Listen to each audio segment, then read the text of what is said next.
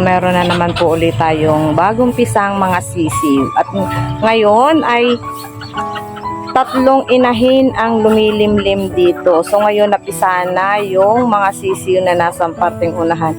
So ngayon hindi ituloy malaman nung mga sisiw kung sino ang kanilang nanay. Ayan guys, di ba? Ang dami ng pisang sisiw. Pero hindi sila pinapansin nung dalawang inahin kasi naglilimlim pa sila. Ang dami pa kasi dun. Yan o, yan yung nasa baba ang inahin. Ay baka yung nasa ibaba nga ang inahin. Ayun. Baka nga itong nasa ibaba ang inahin. Kaya lamang nga ay hindi nila maanuhan. Nakatuwa naman.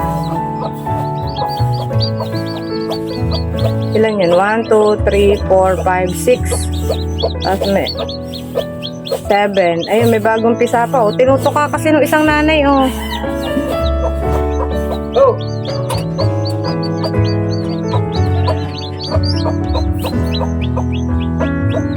Walang laman!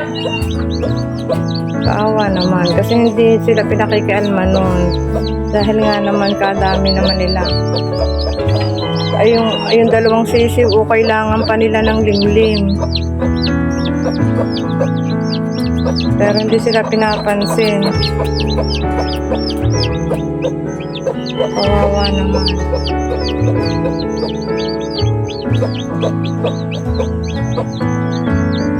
Hindi tuloy alam nila kung sino pupuntahan nilang nanay nila. Oo nga naman. Kawawa naman. So ngayon, hindi na nila makikilala kung sino man ang nanay nila. Pero ayun ata yung nasa ilalim, oh. Saring itong sisi, itong manok na to, hindi naman nila pakialaman. Saring mga ito. Dead ba siya o dead ba? Tuka-tuka siya. Mamaya, ikaw nang tukain na yan. Ayan. Tuka-tuka siya. Tuka-tuka na, oh. Ayan, mata ang dali. Ayun, mata. Ayun, mamaya tuka ka niyan. Hindi nila pinapansin. So, maghati kayo. Kadami pa yun. Hindi kasi namin binawasan yung mga sisiw nito ngayon. Kaya ang dami nila, oh. Tapos yung may bagong pisa talaga, oh. Kapipisa lang, kaya parang sila ay nag-ano pa. Kailangan pa ng limlim, oh. Ayun, oh. Diba?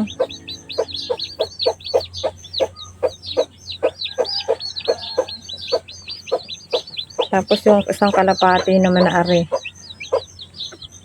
Alam ko kasi nilagyan to ng isang itlog ng aking anak. Hindi, baka bugok na kaya hindi na napipisa. Pero kalapati siya. Wala naman siya talagang itlog doon. Ayan.